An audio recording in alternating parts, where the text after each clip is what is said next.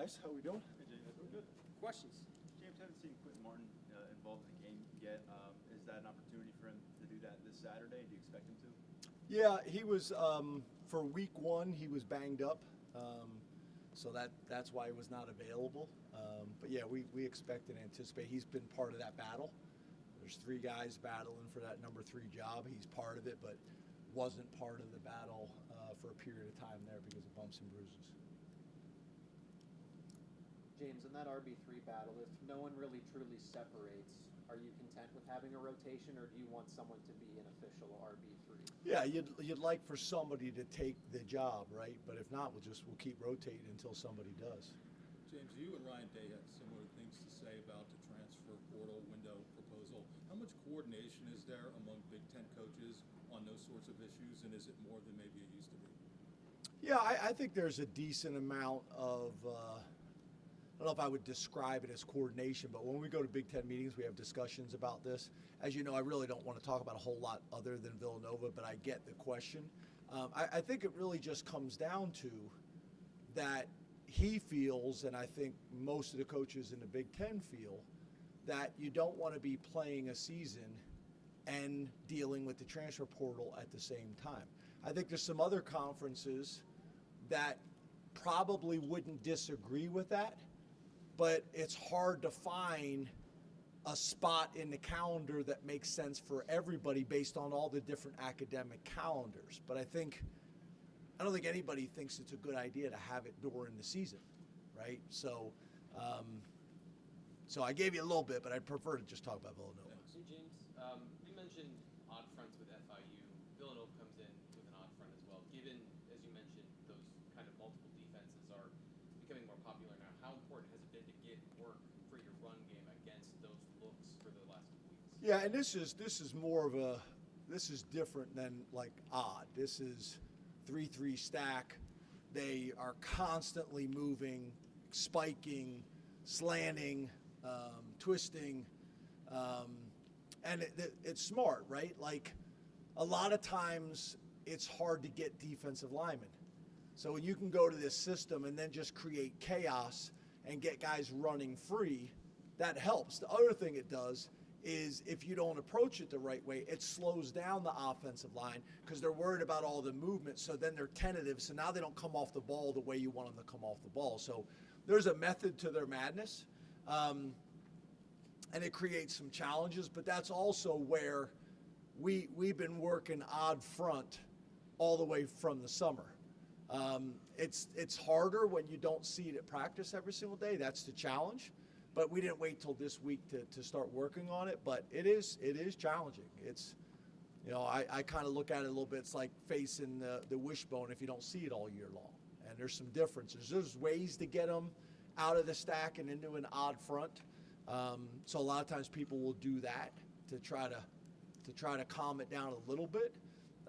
But they do a nice job, and they've been running this system for a while and have had success with it. So they've stayed with it and promoted from within, but it definitely causes some challenge. It caused us some challenges the last time we played them.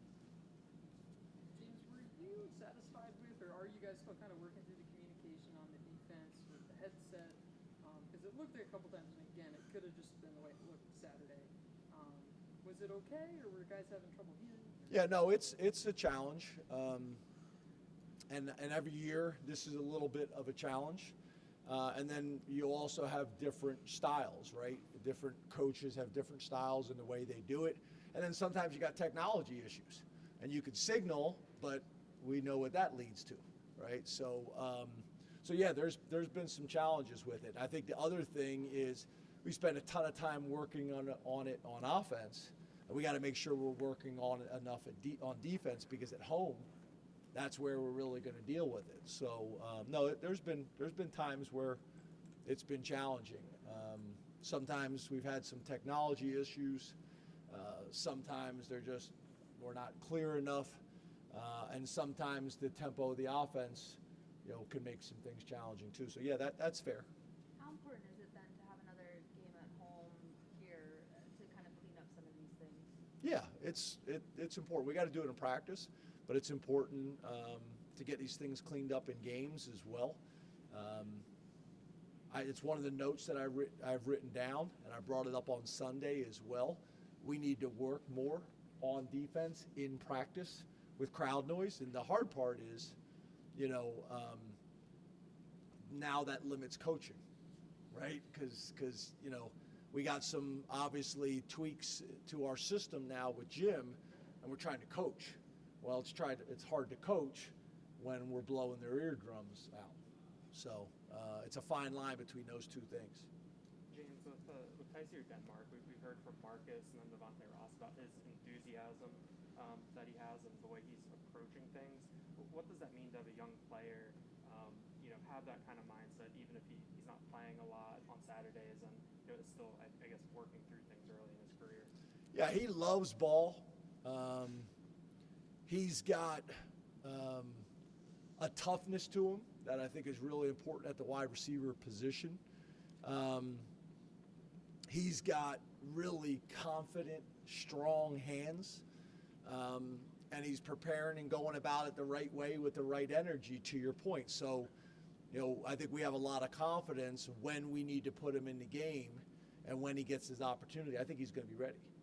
So he's approaching it the right way. He's controlling the things he can control.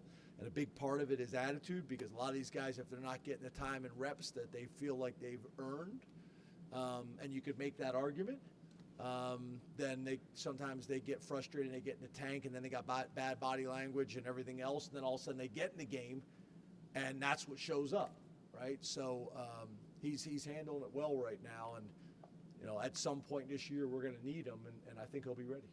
James, you've mentioned in the past that Kobe Howard kind of needs to show some progression on special teams to see the field. How is he coming along in that regard, and is he close to breaking into the rotation? Yeah, so him and Tyseer are kind of in a very, very similar situation, right? The difference is if Kobe plays under the current rules, we have to be careful because he'll burn his shirt. And he does some really good things on offense. He's not factoring in a whole lot yet on special teams. So we just want to make sure once we decide to play him that, like right now, he wants to play. But at the end of the year, a lot of times these guys get to the end of the year, they're like, if I knew I was only going to play this much, I wouldn't have. So, we take it a little bit more conservative in that way. And he has to watch himself, because where Tyseer's in year 2 and a little bit more mature, Kobe's a little frustrated by it, right, as a younger player, which is understandable. But there's some other areas, like we talked about with special teams, where he can help himself. James, when TJ Shanahan got here in the offseason, some of the feedback that we got from, I think, Chuck was that his body composition needed to be redone a little bit. How did you see him attack that during the offseason and put himself in this position now where we've seen him factor in on Saturdays? Yeah, he's a guy that's got a really bright future. Football's very, very important to him, and he works at it. It's interesting, and, not talking about any specific programs, but it's just interesting. I got a lot of respect for our strength program and how we go about our business. Sometimes we get guys from other schools, and they're lacking in some areas, and we can make a difference in a short period of time. And that's talking about all the transfers, not TJ. Some guys come in from programs and they're in really good shape, and other guys, it seems like they haven't done a whole lot, based on their previous school. And he's a guy that has worked his tail off and is in a really good position, and football's really important to him. He's well liked by the guys, and he's got a nasty disposition on the field. So you can't have enough of guys like him. So I think he's got a really bright future. He'll continue to play for us this year, and again, I think he's got a bright future. Two more guys. Your corners haven't really been tested much downfield this No. year. Is that a concern for you, given you want to work on things here in this part of the season, and then how have they been when they have been in situations like in run defense or things like that where they've been asked to make plays? Yeah, I don't really get concerned about things that I have no control over. I can't control that they are not throwing the ball at our corners very often and testing those guys. We do it in practice as much as we possibly can, good on good, as well as our D squad stuff. I know they would like some more opportunities. I think they've been really good in the run game. I know Jim has been very complimentary of Terry and that unit and how physical they are. But they gotta be careful, because what happens is sometimes then you start trying to make plays, and then that's when you give up big plays. So they just gotta be patient, and the time will come, and they'll be able to maximize it. James Villanova. Last year, you ended up changing who called the plays for defense with Dan doing that. Is that anything that's under consideration, or is Jim's end of it holding up, and that's not really a factor? No, that's not a factor. We haven't discussed that at all. Last year it was a different scenario on why we made that change. That hasn't been discussed. Thank you. Yeah. Thanks, Coach. Wait, one more, because you were asking at the same time. Yeah, Villanova. Only if this is a good question. If it's a bad question, then I'll never do Villanova's so. not a great tackling team, especially at the defensive back position. How do you plan to? They're what? They're not a great tackling team, especially at the defensive back position. How do you? And plan what are you basing that off? Your opinion, PFF? Like, where's that coming from? from watching film? Okay. And so, how do you plan to exploit that, especially in the past? Yeah, I'm not really going to necessarily say anything in this press conference that's going to disrespect our opponent. We got a ton of respect for Villanova, how they play, how competitive they've been year in and year out. They got a veteran coaching staff that's done a great job. They came in last time and gave us fits. But yeah, for us, we're always trying to put defenders in conflict, trying to put defenders in one-on-one situations where they got to tackle our ball carriers. But we got a ton of respect for Villanova, their defense, and I'm not going to. Yeah, no, thank you. Thanks, Coach. Thank you. Thank you.